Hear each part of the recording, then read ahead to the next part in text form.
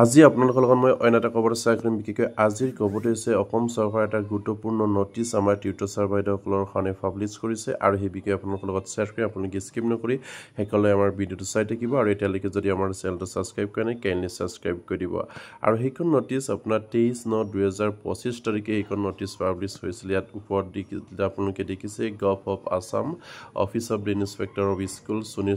Sonitpur district circle Tezpur ইয়াত উল্লেখ কৰিছে আপোনাৰ শোণিতপুৰ ডিষ্ট্ৰিক্টৰ আপোনাৰ চাৰ্কল তেজপুৰৰ কথা ইয়াত উল্লেখ কৰা হৈছে আপোনাৰ ইনস্পেক্টৰ অফ স্কুল আৰু এইটো খুলি দিয়া আছে নিশ্চয় আপুনি কিছুমান দেখিছে ইয়াত কৈছে the principal the headmaster of secondary school English in the annexure ইয়াত কৈছে আপোনাৰ ডিগ্ৰী কলেজ আৰু যিসকল ছেকেণ্ডাৰী স্কুল আছে হাই স্কুল আছে সেই আমাৰ মানে প্ৰিন্সিপাল আৰু হেডমাষ্টাৰলৈ সেইখিনি নটিচ ফৰৱাৰ্ড কৰিছে ইয়াত কৈছে subject recovery of the proportional tax for the period WEF 0103/2021 to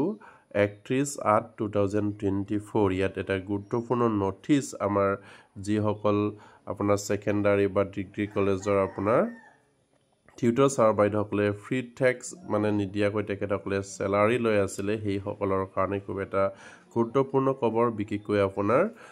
Sonitpur district circle আপোনাৰ তেজপুৰৰ ইয়াত উল্লেখ কৰিছে আপোনাৰ চাৰ্কল আপোনাৰ শোণিতপুৰ আপোনাৰ তেজপুৰ ডিষ্ট্ৰিক্টৰ সেইখিনি আৰু খুবেই এটা গুৰুত্বপূৰ্ণ খবৰ আৰু সেইখিনি কাৰণ বিষয়টো আপোনাৰ ফ্ৰী টেক্সৰ ওপৰত জড়িত হৈ আছে সেইখিনি আপোনাৰ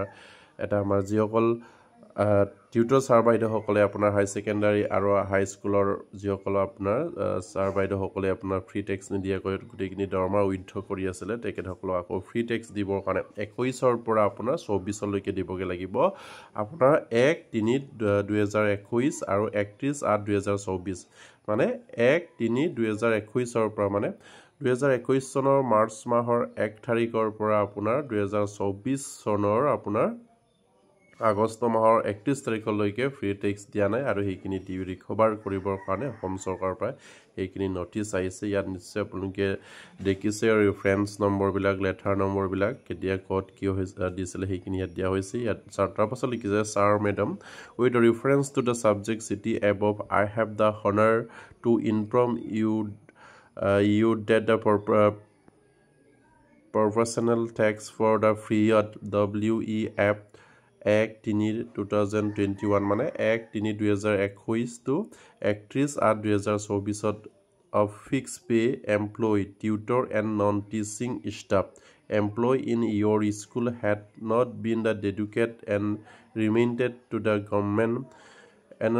remittance of proportional tax of government is mandatory and failure to be so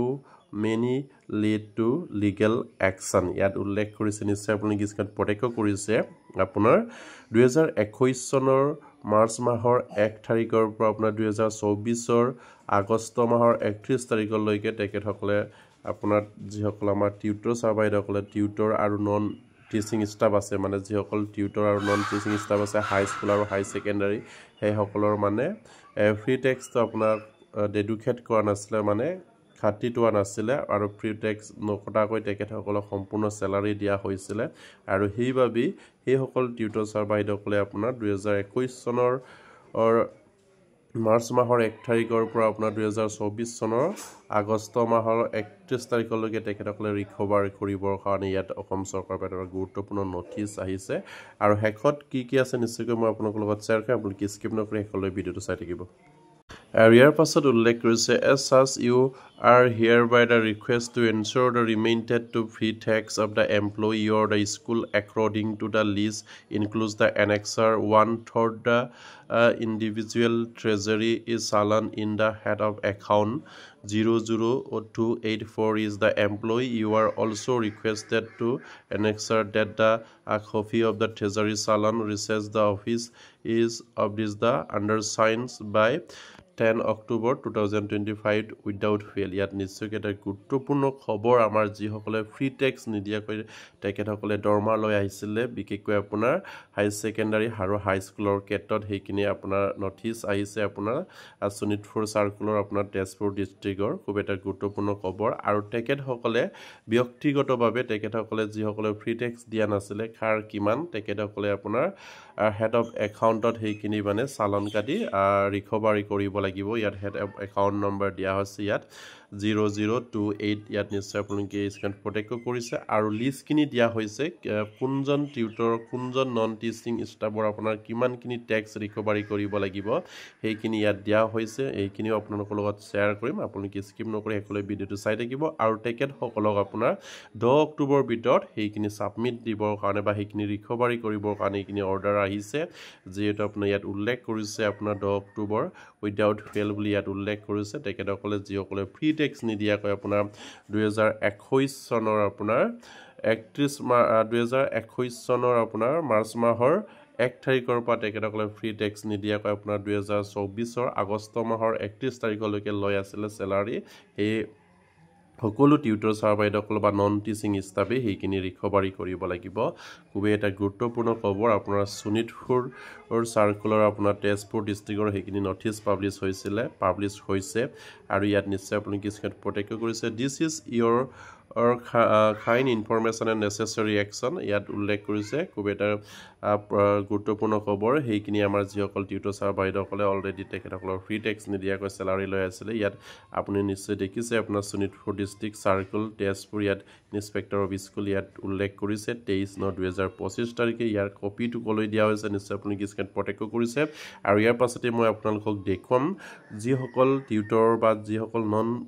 টিচিঙৰ আপোনাৰ কিমানখিনি ফ্ৰী টেক্স দিবগে লাগিব তেখেতসকলে চালান কাটি ব্যক্তিগতভাৱে নিজৰ চালানত কাটি তেখেতসকলে দিব লাগিব হেড একাউণ্টত 028ত নামৰ এগেইনষ্টত নিজৰ এগেইনষ্টত যদি আপোনাৰ যদি 24,000 টকা টেক্স ৰিকভাৰী কৰিবলগীয়া আছে তেনেহ'লে সেই 24,000টো আপোনাৰ 2021 আপোনাৰ মাৰ্চ মাহৰ 1 তাৰিখৰ পৰা 2024 আগষ্ট মাহৰ 31 তাৰিখলৈকে আপোনাৰ ফ্ৰী টেক্স দিবলৈ কিমান আছে সেইখিনি নিশ্চয়কৈ তাত লিখা আছে সেই এমাউণ্টটো আপোনালোকে চালান কাটি ব্যক্তিগতভাৱে আপোনালোকে সেইখিনি নিজে দিব লাগিব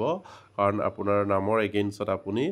হেড অফ একাউণ্ট ইয়াত দিয়া হৈছে তাত চালান কাটি আপুনি ট্ৰেজাৰীত জমা দিবৰ কাৰণে ইয়াত উল্লেখ কৰিছে আপোনাৰ 10 অক্টোবৰ তাৰিখৰ ভিতৰত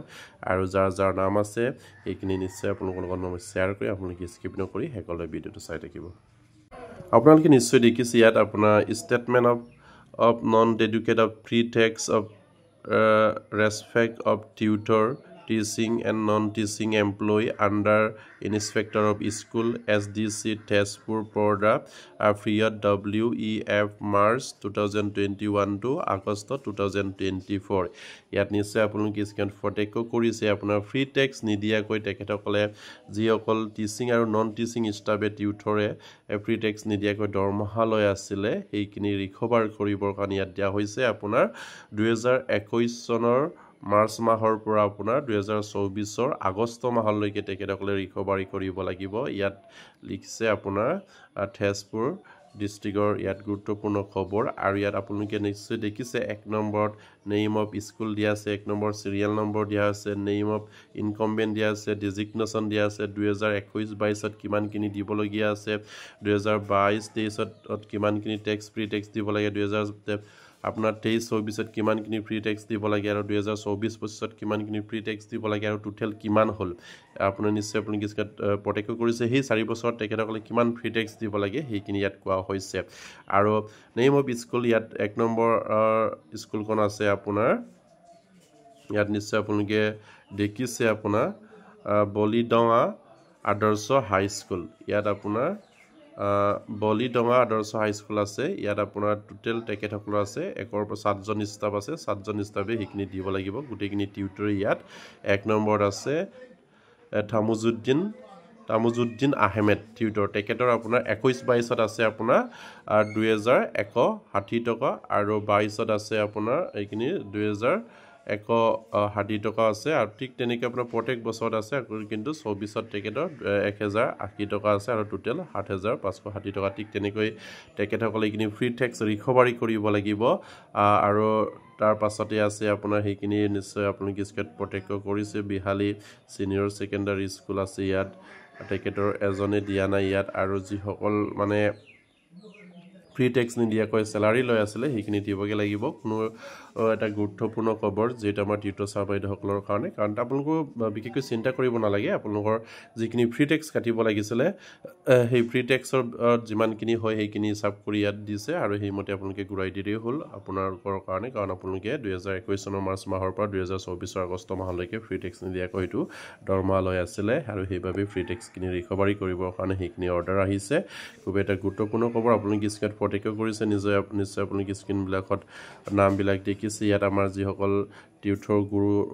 ফ্ৰী টেক্স নিদিয়াকৈ লৈছিলে তেখেতসকলৰ নাম আছে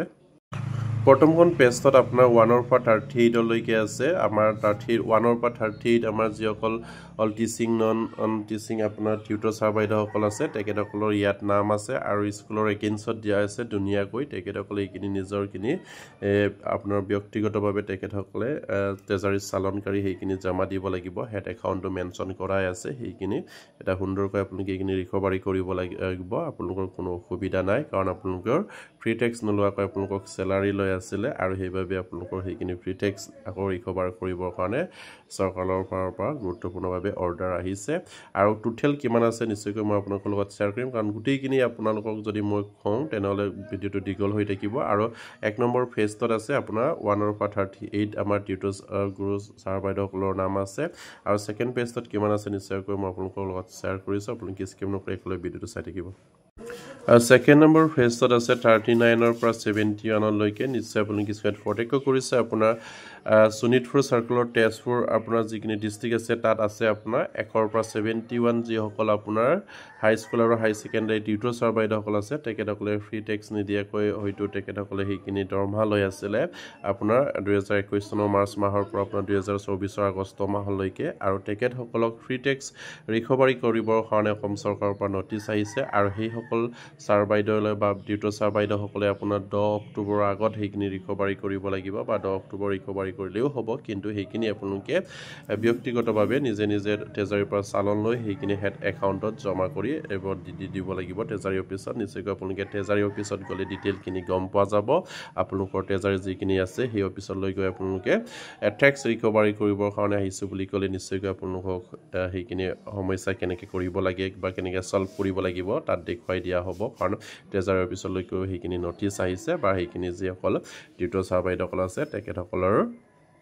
লিষ্ট আহিছে বা নাম আহিছে হেয়া খুব এটা গুৰুত্বপূৰ্ণ খবৰ আপোনালোকে এইখিনি সময়ত ৰিকভাৰী কৰক নহ'লে অসুবিধা পৰিব পাৰে হেয়া খুব এটা গুৰুত্বপূৰ্ণ খবৰ আমাৰ যিসকল টিউটৰ ছাৰ বাইদেউসকলে ফ্ৰী টেক্স নিদিয়াকৈ আপোনাৰ সেইখিনি দৰমহা লৈ আছিলে আৰু ইয়াতে বহুতো আমাৰ টিউটৰ ছাৰ বাইদেউসকলৰ কিছুমান হয়তো মনত অসুবিধা সৃষ্টি কৰি আহিছে যে অসম চৰকাৰৰ ফালৰ পৰা আমাৰ এপ্ৰিল মাহত এটা গুৰুত্বপূৰ্ণ নটিচ পাব্লিছ হৈছিলে যিসকল টিউটৰ ছাৰ বাইদেউসকলৰ আপোনাৰ 15,000তকৈ কম তেখেতসকলে ফ্ৰী টেক্স দিব নালাগে বুলি আৰু হেয়া নটিচটো আহিছিলে আৰু সেইমতে যিসকলে আপোনাৰ 15,000 তলত পায় বিশেষকৈ LPM ক্ষেত্ৰত তেখেতসকলে ফ্ৰী টেক্স নিদিলেও হ'ব আৰু যিসকল 15,000তকৈ বেছি পায় তেখেতসকলে ফ্ৰী টেক্স দিব লাগিব বিশেষকৈ আমাৰ হাই স্কুল আৰু হাই সেকেন্ডাৰী ক্ষেত্ৰত 15,000তকৈ বেছি পায় তেখেতসকলৰ টিউটৰ ছাৰ বাইদেউসকলে ফ্ৰী টেক্সখিনি দিব লাগিব আৰু LPM ক্ষেত্ৰত হয়তো সেই অৰ্ডাৰ মতে দিব নালাগে বুলি মই ভাবোঁ আৰু সেই আপোনালোকে চিন্তা কৰিব নালাগে আমাৰ LPM যিসকল টিউটৰ ছাৰ বাইদেউসকল আছে সেয়া খুবেই এটা গুৰুত্বপূৰ্ণ খবৰ আমাৰ টিউটৰ ছাৰ বাইদেউসকলৰ কাৰণে আৰু যিসকল টিউটৰ ছাৰ বাইদেউসকলৰ নাম আছে লিষ্টত বা যিসকলে হাই স্কুল আৰু হাই সেকেন্ডাৰী টিউটৰ ছাৰ বাইদেউসকলে এতিয়ালৈকে মানে ফ্ৰী টেক্স নিদিয়াকৈ আপোনাৰ 2021 চনৰ মাৰ্চ মাহৰ পৰা আপোনাৰ 2024 আগষ্ট মাহলৈকে লৈ আছিলে তেখেতসকলে এইখিনি ফ্ৰী টেক্স দিবৰ কাৰণে এইখিনি অৰ্ডাৰ আহিছে আপোনালোকে ৰিকভাৰী কৰক তাত কোনো অসুবিধা নহয় আৰু ভৱিষ্যতে অসুবিধা নহ'ব আৰু সেই প্ৰত্যেকগৰাকী টিউটৰবোৰে যাতে নেকি এইখিনি খবৰ পাই আপোনালোকে শ্বেয়াৰ কৰি দিব আৰু এতিয়ালৈকে যদি আমাৰ চেনেলটো ছাবস্ক্ৰাইব কৰে কাইণ্ডলি ছাবস্ক্ৰাইব কৰি দিব নমস্কাৰ জয় আইকম